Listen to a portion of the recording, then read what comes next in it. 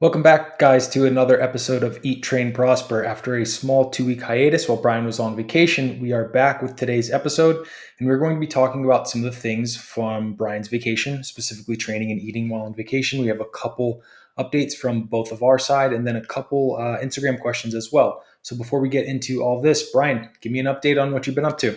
Yeah, we were in Madison, Wisconsin for 10 days. We had a basically a 15 or 16-hour road trip on either side of it. The way there, we broke it up and we stopped in Lincoln, Nebraska for the night, which was actually a complete disaster because the kids didn't fall asleep till like midnight, and then we were up at like 6 a.m. to hit the road. So on the way back, we decided to skip Lincoln and just do the whole thing in one fell swoop. We left at 5:30 a.m. and we gained an hour as we got into Colorado. The total thing was 15 hours and it was 14 hours of time on the clock. So we got in at like 7:30 p.m., which really just meant we lost one day. We got to sleep in our own beds. And our kids love the car. I mean, it's like the greatest gift in the world that we can take them on a 15-hour road trip, and each of them had maybe 20 or 30 minutes where they like complained and weren't happy. um, we actually, Kim and I joked that she was actually a bigger baby than they were because she was getting cramped and she was annoyed that they kept asking her for stuff and like all these things, and I'm just sitting there driving away like, yep, I'm driving, you got to handle all that bullshit. um, How do you guys split the driving up, or do you do like all the I do the driving? first leg, which is usually 5+ hours, and then she'll do like 2 or 3 hours in the middle, and then I'll finish with another like 5 or 6 hour stint. So I probably end up doing like 3/4 or 4/5 of it. I can't do that. I like my body starts locking up. I'm very fortunate that Jenny will like we basically split the driving in Mhm. half. I just can't. That was like one of my biggest, it sounds really stupid. One of my like biggest fears like growing up and realizing that like, oh, I'm going to be a dad one day and have a family, and I'm like, I can't drive for 12 Mm. hours straight, you Well, know. check, and it dude, check this out. and it's just kind of funny because it's like such a minor thing, but I was like, I can't do it. Like I remember when I was young, my stepdad would drive. Like he would drive like straight to Florida from Pennsylvania. It's like 24 hours, and he would do the whole thing. I'd be like, there's no way in hell I can Well, do here's that. one thing that you may So not have considered in that thought process.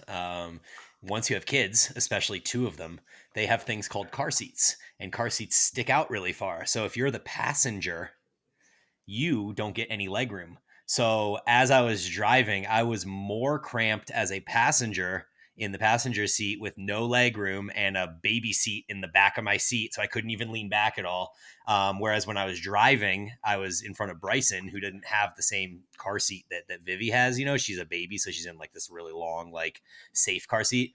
So I was able to go back, create room, and I was actually able to like stretch and even like massage myself as I drove. So as my knee started like kind of twinging after like 6 straight hours of being bent, I would just kind of like straighten it out, rub my quad a little bit, and it would loosen up for another hour or so. So there is benefit to being the driver in that situation. another interesting wrinkle. Always got to consider it, right? So yeah, I can talk about updates on training and nutrition and stuff during my trip, but that was just kind of a general intro. Do you want to speak on kind of some general stuff with your life at the moment? Yeah. So the kind of newest thing with me is I kind of briefly alluded to it right as we before we took our hiatus, but I'm on a 30-day no caffeine Mm-hmm. um, journey, I guess I should say.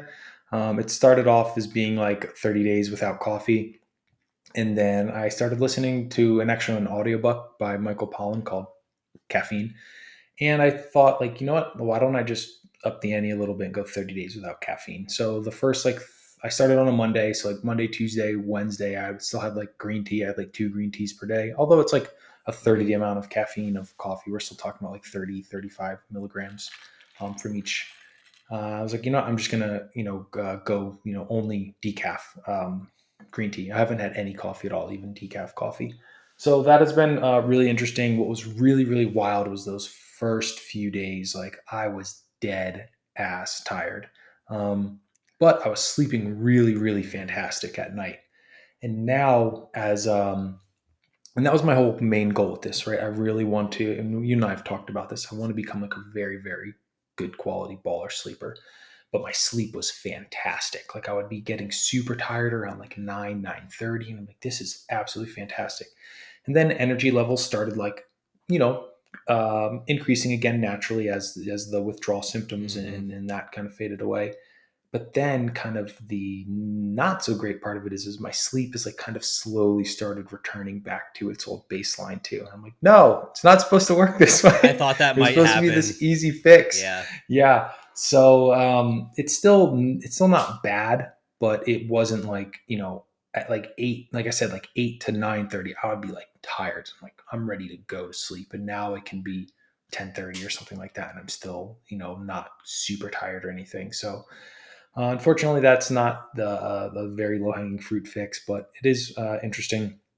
I do think moving forward, even after the 30 days, I will very much, I don't want to say like safeguard my caffeine intake, but it's not going to be like an every single day, 2 cups of coffee type Mm-hmm. thing. Or, I mean, what I do plan on doing is just finding a decaf that I like because I generally do really enjoy the taste of coffee, but just consuming much less caffeine on a regular basis.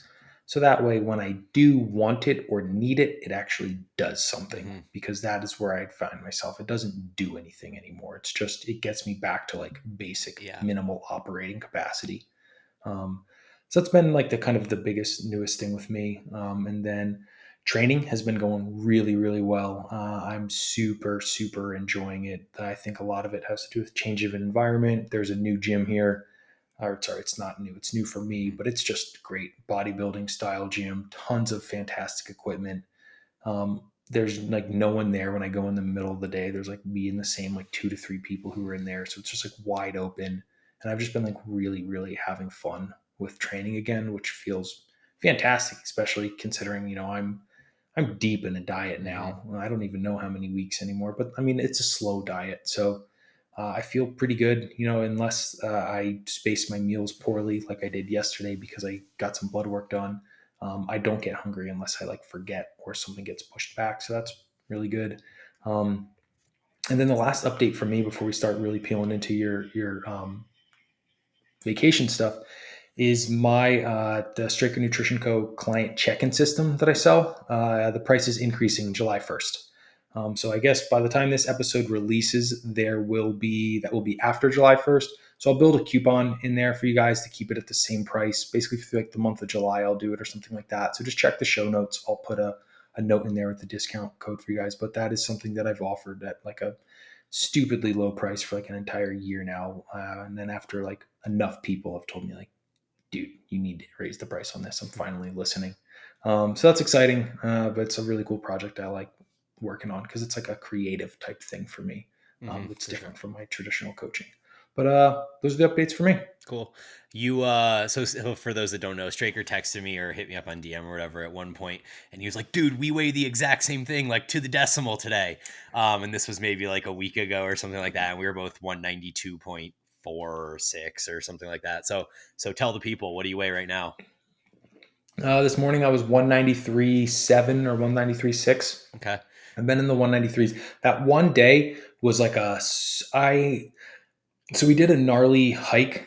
Had to be after we already took the hiatus, but I think it was like a dehydration and fluid type thing. But after that hike, for like it wasn't immediate, but within like a four days after that hike, like my weight dropped like 4 or 5 pounds. And so that low was like the Mm-hmm. 192.22 or something like that. And then it's slowly been like climbing back up a little bit through the 193s and 194s. Mm-hmm. But yeah, like the last handful of days have been the upper 193s. Cool. Yeah, well, following kind of my trend of weight too. So I think that starting, this discussion with the way that my weight has crazily shifted throughout like the last 2 weeks of, vacation and not vacation and stuff like that. Um, I hit my goal right before we left for vacation, right? And I hit 190.2 was my low for this diet. And that was, I think, the day we did the show, which was like a day or two before I left for vacation. And so then we left for vacation and I ate more or less what I would consider at maintenance for the first week of the vacation, week plus. I remember, my weight was hovering mostly in the 192s and 193s, which for those that are listening, if you don't know, like when you're on a diet and I hit that 190, just the act of going back to maintenance is going to bring probably 3 pounds of fluids with it, through water retention and glycogen and stuff like that. So me But being at, one thing yeah, I wanted to stop you real quick. It's generally not a bad thing right, with right. that water. Yeah, it's, I mean, generally, intracellular fluids with the glycogen water, it will bring some extracellular fluid as well. But for most people, you will look and feel better with that extra few pounds. It's not like For fat, sure. really. Yeah, more what I was trying to get at was that even though the scale said I was 3 or whatever pounds heavier than when I was 190, um, that essentially isn't what I would call real weight. Like you said, it's not fat, it's just intracellular fluids. So as soon as you go back into a deficit and you get your body to kind of flush all those fluids back out again, that weight should essentially just drop off, and you'd be right back where your baseline was. So to be able to ascertain how much fat you may have gained on a vacation or something like that, you have to wait until those fluids kind of drop off once you go back into the diet to actually know. So as we kind of follow my journey, I was, those 3 or 4 pounds heavier, just kind of hanging out at maintenance. And then I had 3 days in a row where I drank alcohol each day. I had some sort of dessert and I had some sort of fried food on literally all 3 of those days. And then what that culminated in was a body weight of 197.6, 8 days ago. So 8 days from when we're recording this, it would have been 621. So on 621, I was 197.6, which is like 7 pounds and change above where I left for vacation. Just to dig a little bit deeper, approximately how much alcohol per day, how much I had a dessert type total of thing. of 6 or 7 drinks over 3 days. Okay. And I had one serving of some fried food each day, whether it was like a chicken tender or like mozzarella sticks or something like that. And then I did have like a Dairy Queen ice cream cake pretty much each day as well, like a piece of it, like a 2 by 2 or 3 by 3 inch piece. Okay. So yeah, I mean that's the thing I wanted to just kind of clarify and say like, okay, when people say, "Oh, I drank," and I'm like, "Well, did you have like two light beers or did you have like four margaritas?" Because we're Right, right, talking right. about like, maybe 300-400 calories versus like 2,000 calories type of Yeah. thing. No, I Um, mean it was a lot when you count the cake and then the fried food. The alcohol wasn't the big concern. Like I can get away with having 2 drinks and it literally is like a drop in the bucket. yeah. It was definitely the food that was more of the impact there.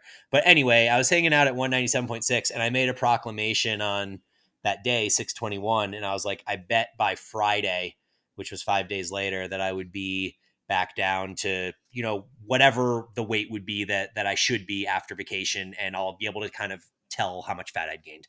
So it got down on Friday to 191.8, I think, or 191.2. One of those two. It was in the 191s. So essentially, I think that we can pretty confidently say that I gained like 1.5 to 2 pounds of weight on my vacation, which was not my intention.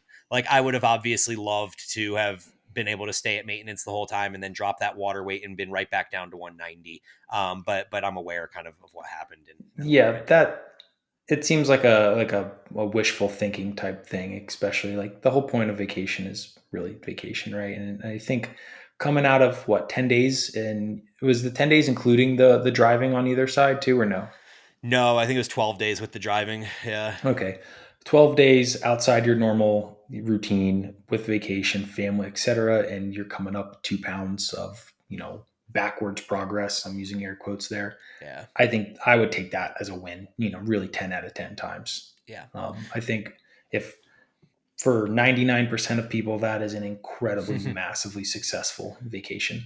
Yeah. A I couple mean, things I, I I want. agree, but it does mean that I did exceed calories by like when you extrapolate that out on like a day and weekly basis. Like I had 5,000 calories more over like a 12-day period than I had wanted to. So it is what it is. Like it's 5,000 calories. Obviously you want to be a little more prudent than that if you have a deadline for something, but there's no deadline. So, um, I'll also say that one of the tactics I instituted so that I could continue to so I could be social and do the things with the family and stuff like that is I flipped to kind of an intermittent fasting thing, where I just didn't consume calories until the afternoon, especially on days I didn't work out. So on days that I did work out, I would just have like, a protein shake while I worked out just to kind of get some aminos in. And I would still, begin consuming food for the most part in the afternoon. And then on days I didn't work out, I would literally just not consume any calories until the afternoon. And this allowed me to have, those two bigger meals versus, which tend to be more socially acceptable when you're in family outings and stuff like that. Whereas for breakfast, like no one really has like organized breakfast where you're like expected to be social and sit down and like have a big, massive outlay of preparation, right? So anyway, I felt like that worked really well for me, as a way to ensure that I could have bigger meals and enjoy those times. So it may be a piece of advice that could work for some people in a similar situation too. I like what you said about the social kind of expectations, and that is something that a lot of people have trouble with, or kind of pressures. Mm-hmm. I feel very fortunate that I'm on the other side of that. Everyone knows that I'm like the weird eating guy, and I'm just like, I'm not gonna fucking eat it. I'm not gonna fucking eat it. You can get mad if you want, but I'm not gonna fucking eat it. So Yeah. that's I'm glad I'm on the other side of that, because there was a period I went through that, like, purgatory-ish thing where I would feel Mm-hmm. guilty, and then it was kind of weird. But I think what you said for a majority of people will work really, really well, especially when by nature you're on vacation, your caloric intake is going to be higher. That is going to help with, leptin, ghrelin. Your hunger signaling is generally not going to be quite maybe what it was before. Maybe you can get away with, pushing breakfast back a few hours, or maybe just going with like a really small protein vegetable type breakfast or something Mm-hmm. like that. And then using a little bit more of an IF type approach. That is a definitely a circumstance where I think that would be a very viable implementation. Yep, for sure. So wrapping up nutrition, I'm back in the game right now. Body weight was very oddly, for no reason really. Like I actually started tracking calories less, maybe about a week ago, because I mentioned when I got back from the trip that was something I wanted to kind of start doing again. So I was hanging out around 2,700 for the first few days, and then it went up from 101.8 to 102.6 or something. And I felt like really full one day. So then yesterday I dropped my calories down to 2,400 and I was like really hungry. Like I went to bed and I was starving. I almost even ate a second meal. So I was like, all right, for sure I'm going to wake up in the morning and like, it'll go back into the 191s and everything's cool. Well, it's up another pound and a half and I'm still so hungry. Yeah. So what I'm thinking, and I said this on my story today, but this weird phenomenon where some days shit just happens like that, and then I can weigh myself like 6, 8, 10 hours later, where usually I would be 3 to 5 pounds heavier because of like food volume and whatever. But it's just like the weight doesn't change. It's like I wake up at 193 and then I weigh myself 10 hours later after food and drink and I'm still 193, which I think is just kind of the way There, the body works sometimes. it's much more in depth than calories in, calories out for fluid Yeah. manipulation. I mean, with sodium, different sodium intakes and aldosterone and how that functions and impact, and not impacts, but like, what's the word, like influences kidney and water retention and Mhm. stuff. Like there's just, it's a wormhole. So there's tons of Yeah. reasons why that could happen, and that's like the whole Yeah. reason why we use trends and stuff like that, because there's, For sure. you'll have those days where you're just up seemingly without reason. Yeah, the weekly average is king. But I do love the kind of just the nuance of looking at these numbers and being like, okay, like, I could literally have a weekly average of 191, but there's a 193 and a half right there. Like, what is going on with that weird 193 and a half? And then trying to kind of work backwards and figure out why it happened. But anyways, moving on to training stuff. So training in on vacation was, I kept my routine as best I could. So, as y'all know, I have a home gym and I do have a bunch of machines in my home gym. But obviously, like you always talk about, it's different when you go from one leg extension machine to another leg extension machine or whatever. So, I tried to keep with the training as best I could, keep the stimulus as best I could. One of the things that I found on vacation that I had kind of neglected in my training because the home hacks for it are not good is the hip extension or back extension or hyper extension or whatever number of names people use to talk about that movement that all mean the same thing. Um, the 45-degree hip extension is a fucking phenomenal movement. And I have been looking for like another hip hinge because I have good mornings and I have my RDLs and I like both of those. But there's something just really cool about the hip extension in how you can just lock in and really just extend at the hip, versus using as much of that kind of lumbar and erector support that you need in the RDL and the good morning. And I got so fucked up from two sets of that thing. Like I'm holding 80-pound dumbbells in each hand It's probably and why. I'm getting like what? So that's probably why. Well, it doesn't. But you have to work to one RIR or whatever, Yeah, right? Like you yeah. have to work hard. So that's what was required for me to work hard. But I did two top sets of it, and then I came back, 6 7 days later when I trained legs again, and I did another two sets, and I got even more sore the second time doing it because I got better at the movement. So there wasn't even like a repeated bout effect where it was like, oh, we're kind of used to this stimulus, so you're going to get less sore now. It was just kind of like you're getting better at performing the movement, so you're going to get more sore. um, and I bought a hip extension for my gym. Well, I mean, it's of all things to buy, they're pretty inexpensive, I would imagine, and right? small Yeah, and it's pretty small. small size. Yeah. I really, really like that. The 45 degree, like it will. I find it's really cool is because you can play with the angles and stuff a little bit, and like your how you block your feet in, and it can be a little bit more like glute focused, or you can make it more Hmm. like hamstring focused. And man, when you like find that and do your due diligence and like find that hamstring positioning, it will tear you up. Hmm. I It's a really safe way to go to a deep stretch, whereas I exactly. feel like it's not as like safe and stable to do it in like an RDL or a good morning. It's just harder Uh, because you have to balance in different things the and you have external to load, yeah, yeah. yeah. I really, really like it as Um, well. Yeah, so I'm really excited about it. I have no idea where I'm going to put it. When I bought the pendulum squat, I like knew I was like, okay, this is going to go there. I'm going to rotate this here. This is going to go there, and it's going to fit right there. And now I think about where the hip extension is going to go, and I'm like, maybe in the basement outside the gym. I don't really know, but I'll have to kind of play around with it and figure it out because that piece is definitely going to get used. So training was good on vacation. I told Kim that I was only going to train every other day, and that's mostly what I kept to. So with the way that my split is set up, given that it goes across like a 5 day, there's 5 different workouts. I think I only got through one rotation through in 10 days, which is fine because I still basically hit every muscle group every 5 days or something like that. And I one thing I really really liked about it was that I felt really recovered. Taking a day off between every single session, it made me feel really good. And then I've been listening to a lot of stuff from. Do you follow the J3 John Jewett Yes, I do. stuff at all? Hmm.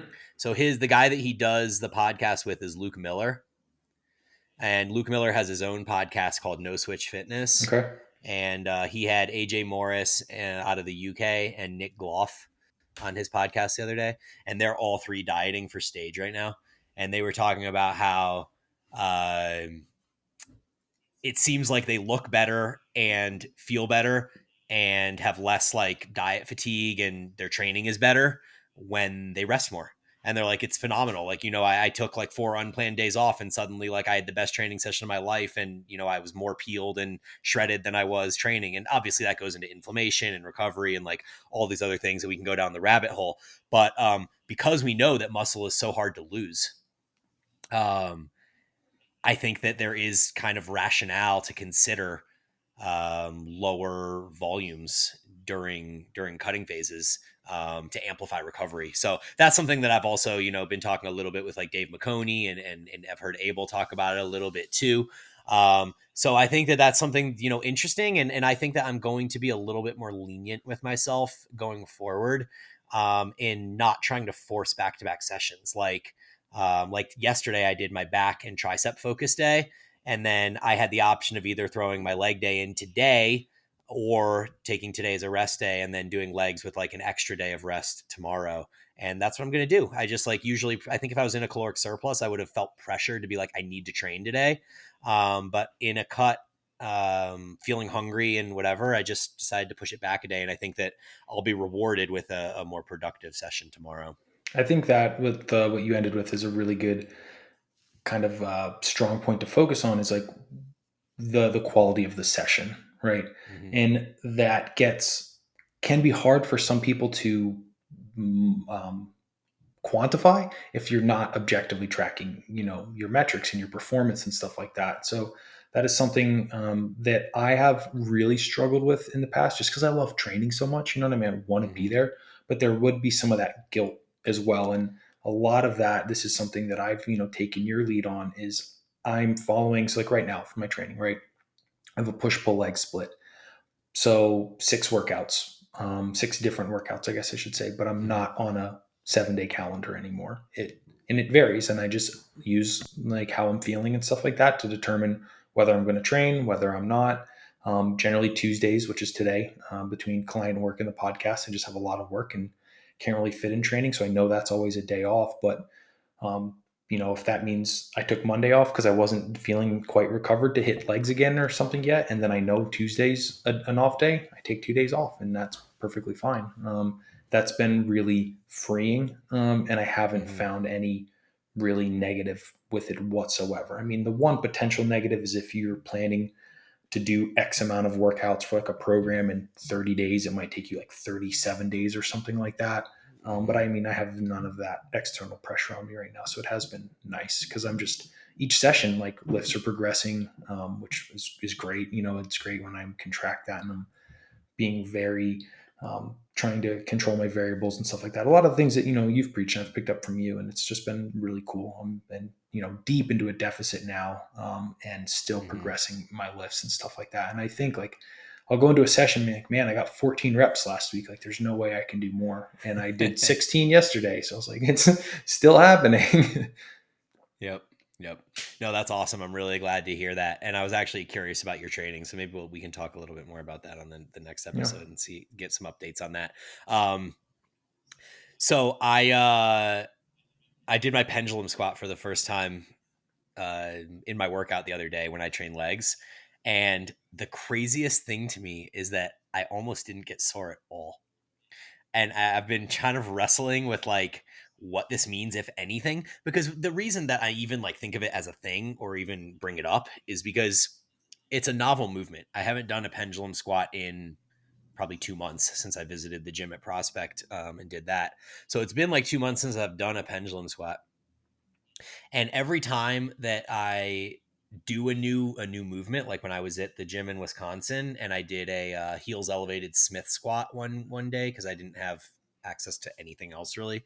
I got really sore from that. I mean, I like struggled to walk downstairs for like 2 days after those heels elevated Smith squats. So I was really expecting. I took a set of pendulum squats basically to failure. I got stuck in the middle for like 2 seconds and then made it through to the top. So I took those sets really hard, and I really didn't get sore. I'm like really surprised by it, and I don't think that it means that the pendulum squat isn't effective or anything like that. My first thought is actually that it may have something to do with the way that I banded it, because you and I have discussed how the reverse band takes tension off at the bottom where it's most eccentrically dominated. It's in the lengthened position. Those tend to be the positions that cause you the most soreness, right? So that's why a movement like a heels elevated squat or a rear elevated split squat or something like that is going to be so damaging, because it has all that eccentric loading, and then it has a really heavy static stop point at the lengthened position at the bottom. When you reverse band it, there isn't that same level of tension at the bottom of the pendulum squat, which I think plays into some important programming to considerations, such as if it's going to be a more shortened position dominant movement, or it's going to, maybe a better way of saying it is, it's going to deload the most damaging position, then maybe there can be more volume done of it, or there should be more volume done of it. Um, I already put it after leg extensions because I just didn't know if I built it well enough to put a bunch of weight on it. Uh, Cassim actually saw my story when I tagged him in it with the pendulum squat for my first time, and he goes, oh man, that doesn't have a double. What did he say? It was a double bearing at the rotary point. And I was like, first I was like, what the fuck does that mean? So I like looked at it, and then I googled the Atlantis machine and the Predator machine to see like what my bearing rotation is, how it's different. And he's right. So the Predator and the Atlantis one have like this really long, sturdy bar, and then it's connected on both sides. Whereas mine has an inside rotation bearing support. So it's not this big long arm. It's like it's attached inside of these two outer Mhm. walls. And he was like, "I'd like to see how that goes with 6 plates on it." And I was like, "Well, first off, I don't think I'm going to be squatting 6 plates. But second, like he kind of instilled some fear in me, and I was like, I don't want to be pendulum squatting and like the whole machine comes crashing down on me, and like I'm a gym fail meme for the rest of my life.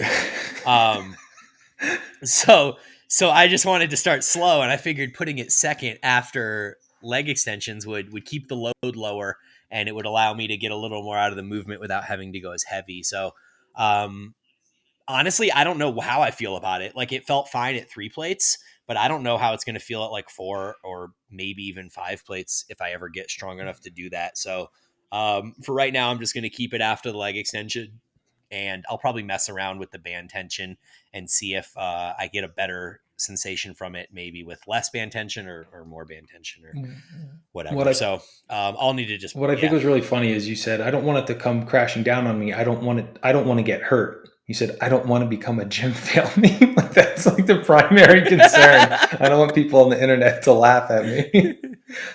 Well, it's weird. Yeah, it is the injury that's the most concern, but the laughing on the internet is probably a solid second Yeah. concern. But I was actually like, I had bad thoughts because as I was thinking about like, okay, if the bearing rotation support thing like became disconnected or collapsed or whatever under load, then literally like that part that rotates would pop up and the rest of the machine would come down on me, and I don't know that I would get out of that without like a really really severe Yeah. injury. I think it would be like a lot more than just a gym meme thing, so I was kind of being Yeah. facetious in saying that. But What did the company that makes it? What is it? Do they have a load rating or anything like that? no, I looked it up. So I actually I emailed them yesterday because it's not listed, of course. So as for the update for anyone that didn't follow my story, I built this thing with no instructions, and I had to go to the hardware store and buy new pieces because there wasn't sufficient piece or anything. And it was just following this like 1 minute YouTube video that shows you the pieces as they connect to each other, but it doesn't show you what like screws or bolts or nuts to use. So it's really just a guessing game of like putting a puzzle together, and you're like, fuck, hopefully I did that right. It's incredible. But I mean, it seems like a decent quality machine though. So I really think that what I was the price point is so low, probably because of the assembly issues more than like the quality of the machine. But who knows? I mean, I guess we'll find out. I'm gonna continue squatting on it. I'm just gonna be Yeah. prudent, Um, yeah. So that's kind of all I have on training things at the moment. But we do have two business announcements real quick. Evolved just started a new cycle literally yesterday, so on 6/28. Like I always talk about, though, you don't have to start at the new cycle. It just means that 6/28 it's available. So if you do sign up for the program, you'll just immediately be set back in the app to day one of deload week, which is 6/28, and then you'll work forward from there. The new cycle is intensity over volume. So it's kind of the way I've been training. It's a top set, back offset approach. A lot of intensity techniques for isolation movements. So we're using some like cluster sets, drop sets, supersets, and stuff like that for the arms and delts, and isolation movements like leg extensions, leg curls, and the at home variations of those. And then Paragon is dropping a new program on 7/19 that we just created. It's called 3D Physique.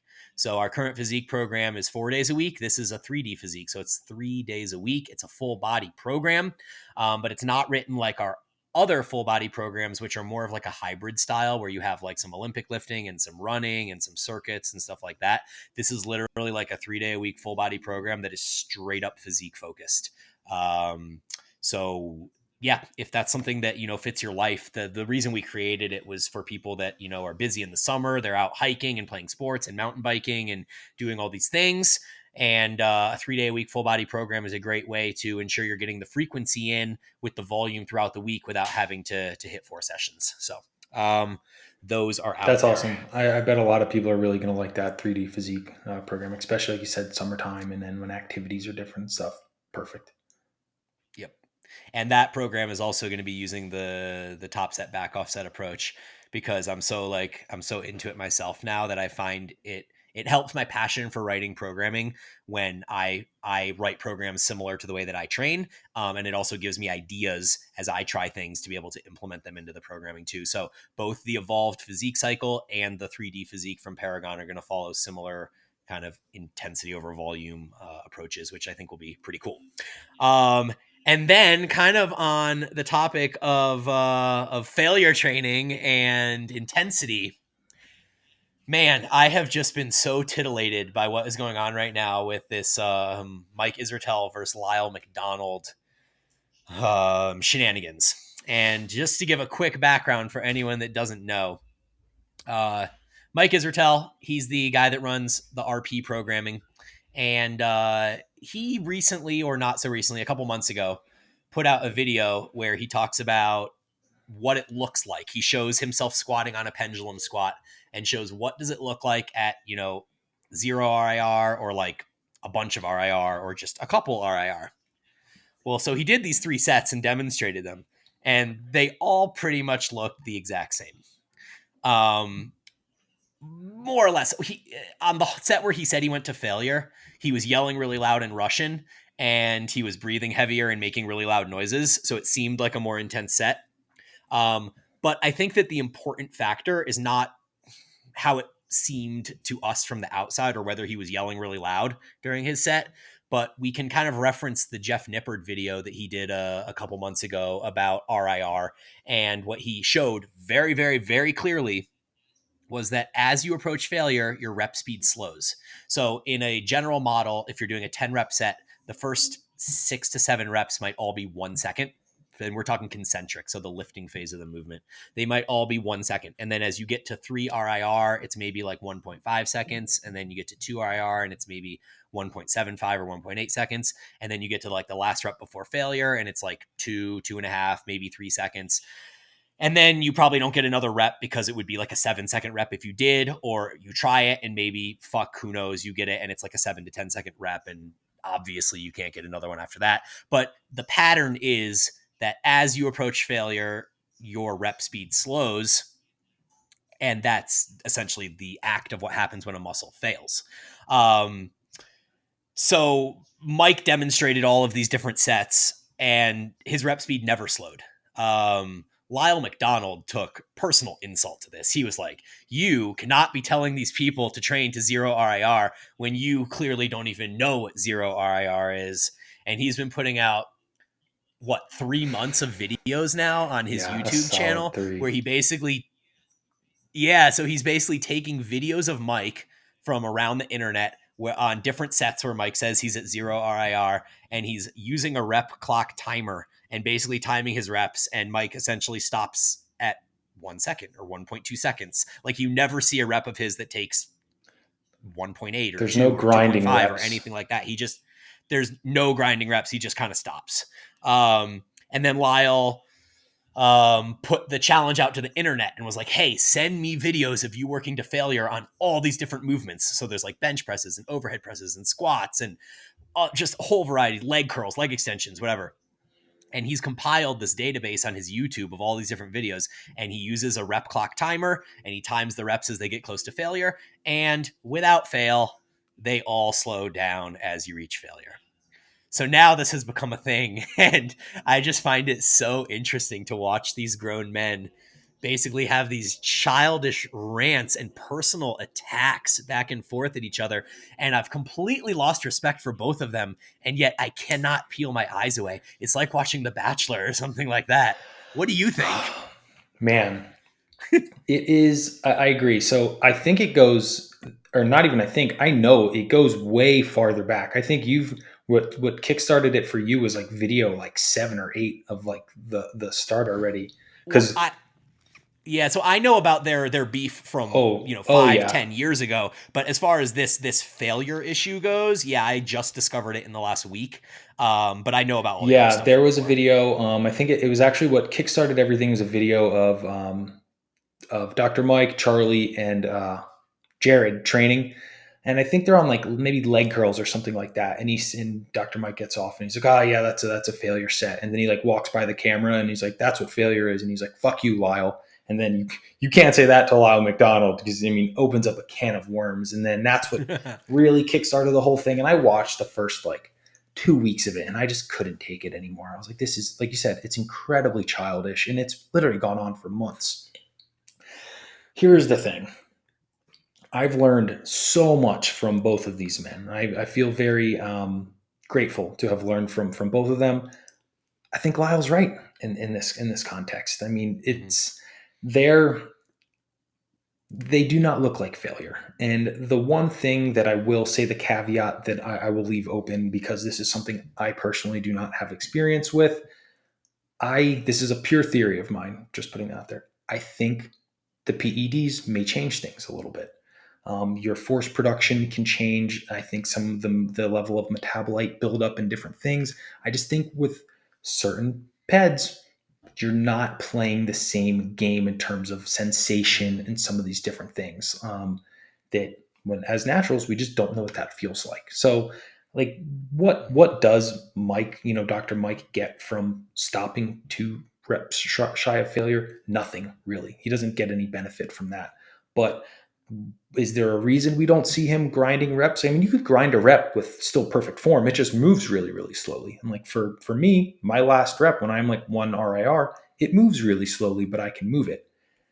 Right. Is for some things a safety profile, is there a concern? 100%. Back squat, whatever, like a chest supported Mhm. row. Is there a safety concern to slowing down that last rep? I don't think so, really. There has to be some reason why, and I think the PEDs may change how that subjectively feels Mhm. and things like that because I've watched them do like sets of like drop sets on like the leg extension or something like that where they're like, okay, now we go down one more and we do another 12. Like if I try and do that, I get like to 1 RIR, I drop the weight stack down one, I do like 3 reps and then my fucking legs cramp and I'm done. Right. Like, what do you mean 12? And Right. they'll do it Right. like Right. 3 or 4 times. And I'm like, no, I have 3 reps Yeah. and something bad happens. It hurts really bad. I can't go on anymore. So I think they're like arguing over not the same thing because there's just more variables at play. So I think I 100% agree. I think that the issue at hand is really just that Mike preaches and people learn from him, and he's a guru in many ways. Like people do look to him and they model their training after kind of what he's doing. So if he's telling a population of people that may be enhanced or may not be enhanced, I would actually probably believe that the majority of people following RP stuff probably land in the not I would agree enhanced 100%. category. Yeah. So I mean, if you're watching Mike train and he's doing a set and steps off and he's like, "Oh, I'm dying 0 RIR," right? And then you see the way that like his 0 RIR looks and you're like, "Huh, well, I guess that's 0 RIR then." Then now we have this whole population of people that are training at like 5 RIR or something like that because they see what it looks like when Mike trains to 0 RIR in quotes.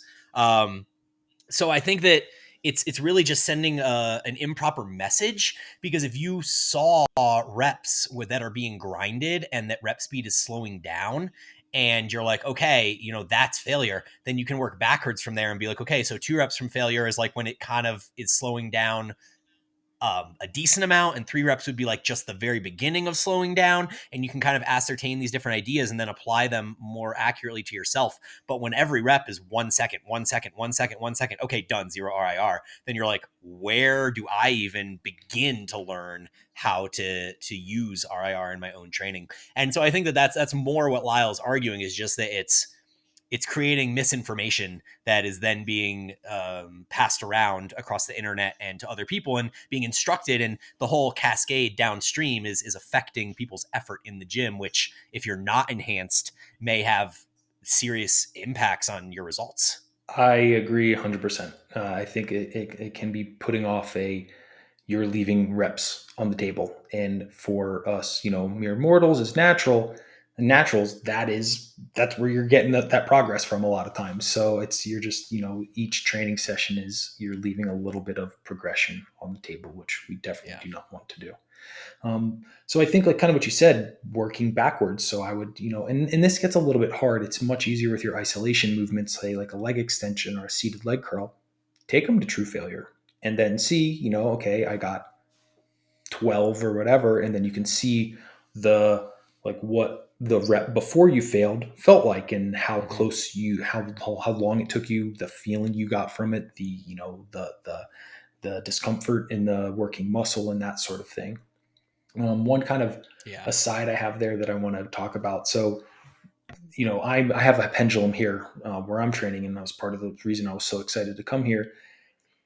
It is a very interesting piece of equipment. It's very, very challenging. It doesn't feel you're like giving it a lot of effort, right? It's very, very challenging. I want to find a way to like safely fail on it, because that it doesn't just pin me into the bottom and I have to like weasel my way out as I feel like awful because I've just worked myself to complete exhaustion. Because I want to know like what, because like right now I'm taking my pendulum squats to like 1 IR, and they slow down. I feel like I'm getting stuck at that like mid lengthen position. There's even a little bit of feeling of like jackhammering, where the Hmm. weight's not like moving linearly. It's like stopping and then I go. Hmm. But I'm like, is that a true 1 IR? I want to find out, but I haven't found a way to like set it up really safely on the like depth of the machine. Because with a stopper, I don't want to put it too high because then I can't get my full stretch and stuff. But I want to find a way to safely take it to failure and like know, okay, that's true failure, and then say, okay, well, I've been doing 10, I just did 14, and I've been leaving 3 reps. But it's kind of scary a little bit. Hmm. No, totally. I 100% agree with that, and I'm trying to figure out the same with my machine too. Because if I put the stopper up, it stops me about 2 inches from where I want to be, so I don't have the stopper up. Um, and so part of me, I think what I might do is put just a 45 on, and then go down to the bottom and see what happens if I like fake getting stuck and try to Oh, I climb did out. that, but it's easy when there's a Did 45 you? on and you're faking it versus like you think you're going to vomit and Got it. everything burns, and then there's 3 times the amount of 45 on there and you need to Got it. use it for real, No, no, okay. Well, I didn't even know if mine would work, with the way that I Hmm. propose. So that's good that yours at least does Yeah. that. No, I feel that. I feel that. You may just need to get a strong guy to come over and just like be there to spot Yeah. you.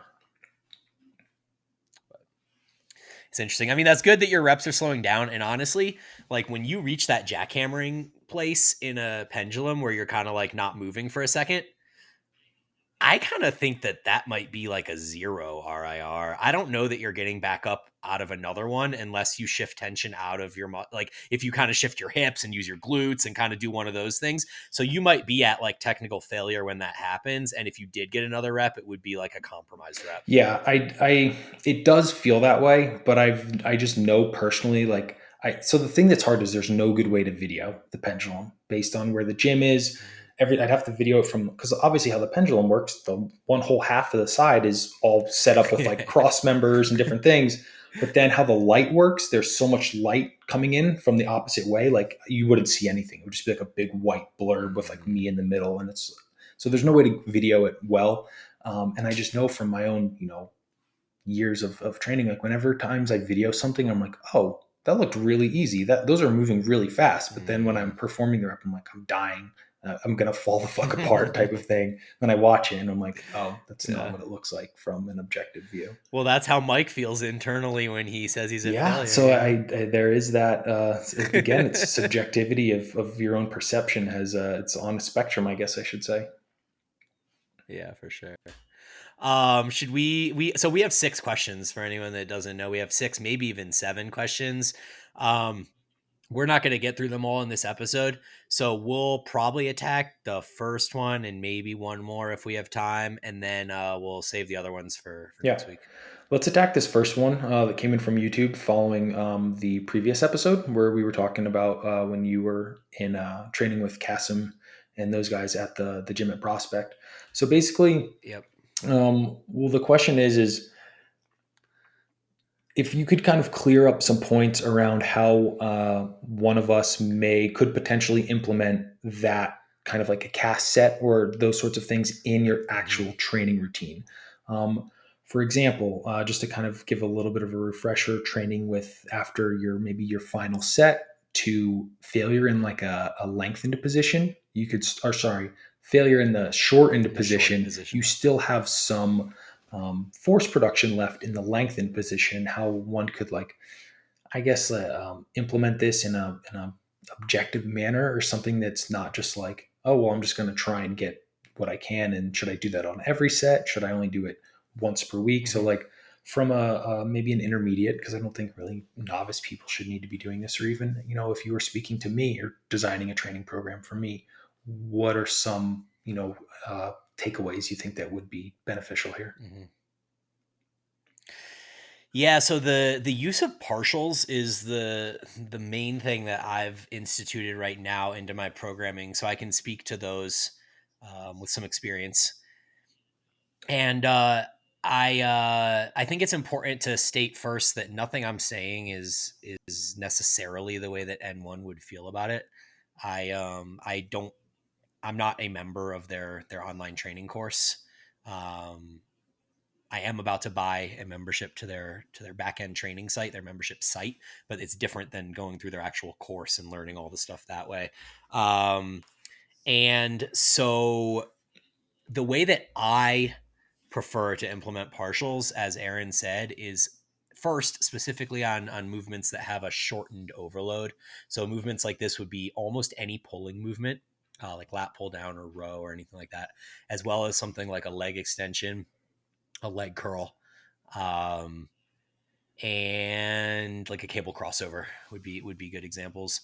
Um, so I'll just focus on like a lat pull down. So essentially, the idea being that when you're doing a lat pull down, it's like you can get to about 3/4 of the range of motion without much effort, and then as you fatigue, it becomes increasingly difficult to get the last like 2 or 3 inches of the rep.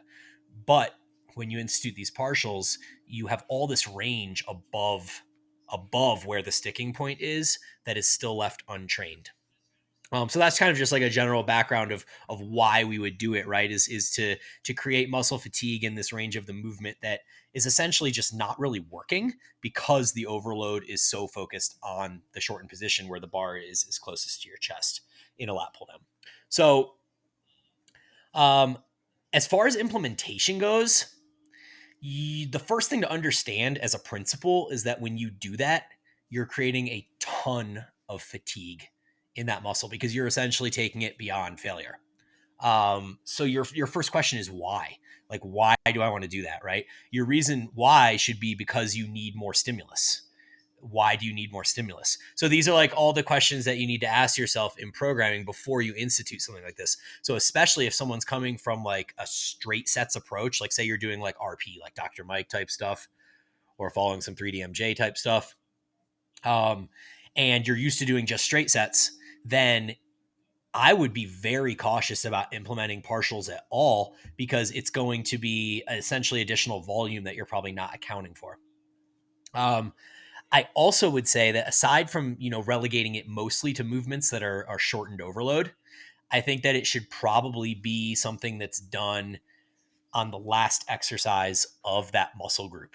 Um, so using my back day as an example, I have a chest supported T-bar row. I don't use it on that, and then I have a lat pull down, or it's actually an upper back pull down, just to make sure that nuance is in there. And I do use it on that, and it's not my last exercise. The reason that I use it on that is because my last exercise is a prone dumbbell row, and I only have 100-pound dumbbells. So I want to go into my prone dumbbell row with a little bit more fatigue because doing sets of 15 reps of dumbbell rows is just really, really awful. So I utilize on my pull down set, I do a top set and then I do either another top set plus partials or I do a back off set plus partials. And I'll usually hit 4 to 5 partials there. And I can actually feel the fatigue accumulate more than it would have if I didn't do those partials. And then I go into the dumbbell row and it feels heavier than it would if I had not done that. So in that purpose, it's accomplishing kind of my job for me, right? Another way that you could do that is you could be like, okay, I have no issue with dumbbell selection size, so I could not use the partials on the pull down, and then when I get to the row, I could literally take my dumbbell row to the point of failure. And then I could do reps in the bottom of the dumbbell row. Essentially, maybe it starts as like a 3/4 row, then a half row. And then maybe at the end, you're just doing, I think they're called Kelso shrugs, where you're essentially in like a prone position and you're basically doing a dumbbell row, but your arms don't bend. So you're doing like a horizontally retracted shrug. And so a lot of people will take dumbbell rows and then they'll do the partials and then they'll go into the Kelso row from there. So that's another way that you can kind of similarly train those muscles without the limitation of the shortened range. Anything that you want to clarify on there before I continue? No, I think it's good. I think one question I had for you, and this is purely kind of hypothetical, just to get your opinion. Do you think that could be an approach for maybe not circumventing, but like let's say once you go above a certain weight Mm-hmm. on a movement, let's say like a squatting movement, it hurts your Mm-hmm. knees. So I can squat 185 pounds, doesn't bother me, but if I go up to 225, it starts bothering Mm-hmm. my patella tendonitis or something like that. Could then maybe doing leg extensions before the squatting and then using some of those partials Mm-hmm. to carry fatigue into the squatting, so that way 185 would give me a not necessarily a better stimulus, but a more appropriate stimulus because I'm able to leverage the fatigue and then I can squat pain free and that sort of deal. Yeah, absolutely. It's 100% a tool for that. But I will say that the argument from the evidence based crowd, and it's funny to call people the evidence based crowd, but now I think of that as like the Schoenfeld, Krieger, Helms, that crew. Um, I think the argument from them would be that mechanical tension is so much lower because you're fatigued going into it. Um, and then I think that Cass's argument back to that, I feel like the term is mechanical stimulus that he used in a podcast that I listened to the other day, but it might have been something different. But that's generally the idea. Is he's like, it's essentially the idea of like, and he didn't say this, but essentially the idea of your muscle is just a dumb piece of meat, and if it hits failure at 185 pounds for 15 reps because it's so fatigued from the other work, then that doesn't really matter whether it's 315 for the same amount of reps and you did it fresh, because to that muscle the stimulus is still I'm reaching failure. Um, so I don't think I have enough scientific background to be able to speak further than that, but I know that those are kind of like the two opposing arguments to that approach.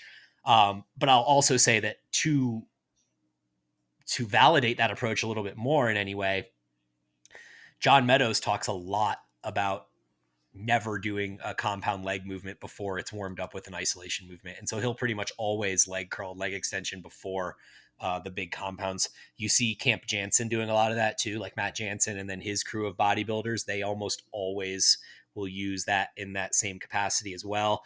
And I have found, like, I've been using the leg curl thing to start workouts for over a year now, as you and I have talked about how great that is. Um, but in the last couple months, I've also been putting in leg extensions before most of my squat work. And to be honest, I don't even notice that much of a weight decrease as long as I don't do it as a superset, with no rest, where you go directly from leg extension to whatever. Um, if I just do my leg extensions and then I take like a 5 minute break and then I go to like my hack squat or whatever is next, I might lose 20 pounds on like a 600-pound lift. So I think I use 580 on my hack squat instead of 600 if I'm doing it fresh. So, I mean, that's like a really, really small, what is it, like 2% or something like that. It's a really small number. So I don't think there's a huge issue, especially as you get more used to it. I remember when I first started doing leg curls before stiff legged deadlifts a couple years ago. Initially I started doing stiff legged deadlifts at like 275 when I was using like 365, but then like within a matter of 4 or 5 weeks I was back up to like 345 on the stiff legged deadlift despite doing the leg curl first. So I think there's also a little bit of kind of just getting used to it, and making it just kind of a pattern of what you do in your life, and not that fatigue then becomes, it's a repeated bout effect, it becomes not as significant going into the next movement, which may or may not be accurate. I don't know. I could be speaking out of my ass. Um, Well, yeah.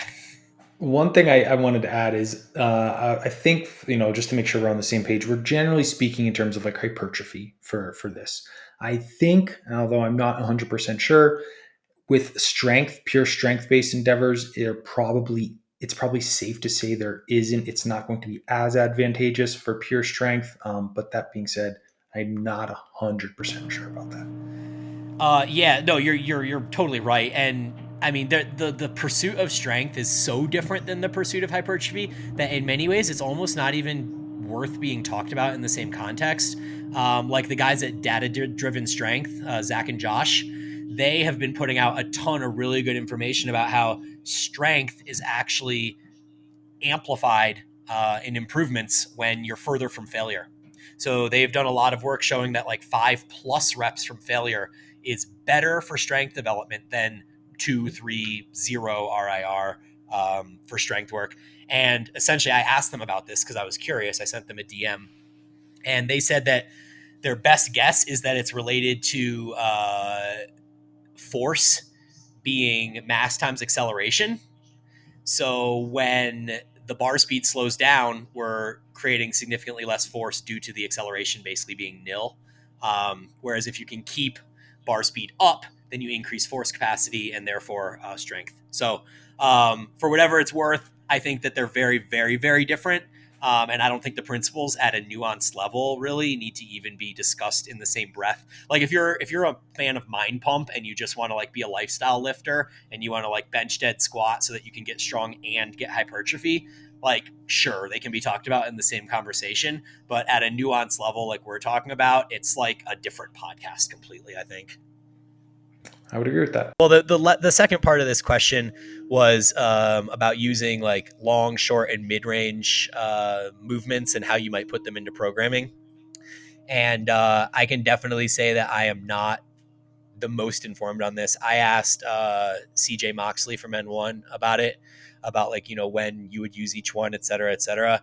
And his basically response was like, it depends what stimulus you want to get. So, um, so you kind of need to, you probably need to use a little bit of, you need to have a little bit of programming knowledge. And like he said, during what period of time do you want to prioritize what specific thing? So I think a really obvious example of the use of this is like when you're in a cut, you don't have as much recovery capacity. So doing movements that bias the lengthen range in across all movements, like whether it's like squatting or bicep curls or whatever, they're going to be more damaging. And so most good programs will tend to bias shortened range movements more, like slightly more. I don't think it's like drastically more. Like you shouldn't stop squatting or stop doing incline dumbbell curls, but like maybe you shift the emphasis where you're doing a little bit less squatting and a little bit more like leg extension or reverse banded pendulum squat or something like that. And by the same token, maybe you do a little bit more like preacher curls or like elbow forward cable curl variations if you're dieting, and not as much shoulder extended like lengthen position bicep curl. So I would say that that would be the consideration in that sense. I don't think that we need to be so worried about these different like long, short, and mid range positions that we need to be like, okay, today's biceps, I need to hit one of each or else I'm not going to get full development, right? I think that we need to look at this much more in like a long term of like, okay, over these 6 months, have I had periods that focused on the lengthened position, the mid range position, and the shortened position? Like over the course of time, are we making sure that these different movements are all getting hit with, you know, the equal amount of effort and stimulus as intended for that place in our programming cycle. So that's all I can really say on it at the moment. I know that as it relates to my training, my chest training is 100% lengthened and mid-range overload because I don't really have access to do a lot of shortened position chest work. Like I do fly press, I do incline press, I do deficit push-ups, and all of those are like mid-range and lengthened overload. So I tend to have to use less chest volume than I may be able to use if I was doing a series of different crossover and shortened range, like pec fly. If I had a pec fly machine, that'd be really cool. But essentially, with the way that you just have to kind of modulate your volume based on the number of each type of movement pattern that exists in your program, I guess. The one thing I wanted to add on to that, and my last kind of thought on it is another scenario that I could see is, let's say you are unable to continue progressing a movement in one of the positions that you could modify. Let's say a hack squat, you can't add any more on your traditional hack squat. You could reverse band it to make it a more mid-lengthened position dominant movement, and then you could kind of start your you give yourself a little bit more runway to use the hack squat, but now you're targeting a slightly different pattern of the movement, and it kind of opens up some runway for progression for you potentially. Yeah, totally. I mean, I think subtle changes like that, like unless a movement is causing you like joint issues, I love the idea of slightly changing the stimulus of the movement, but keeping the movement itself in the program versus just being like, okay, fuck this movement, like let's go switch it up to a leg press or something like that. So that's good. Especially if like I don't even want to get started about some leg presses, but sometimes like you use certain movements because your gym has that equipment or those Hmm. equipments fit your levers and stuff well. I know we have a lot of women that listen to this podcast, and one thing that never really I opened my eyes to is like my girlfriend Jenny. She's small, 5'1". She's not a very big person. A lot of machines she can't even use because she's literally too small. Like the shortest settings are still too big for her. And Right, right. that's a realistic, that's a reality for people. Like imagine if you go to the leg press and the first stop is too far from where your Right. legs You're can getting like reach. 4 inches of range of motion or Yeah, something. you can't Yeah, even yeah. use it. Yeah, So that's yeah. something that like you might be, if this is your gym and your access to limited equipment, instead of like swapping out a hack squat, if like the leg press is like very poorly designed or it doesn't work for you, this might be like a very, very good approach of just reverse banding it or banding it and just like changing the overload position slightly Mhm. with through some ingenuity and creativity to keep you progressing for a longer period of time.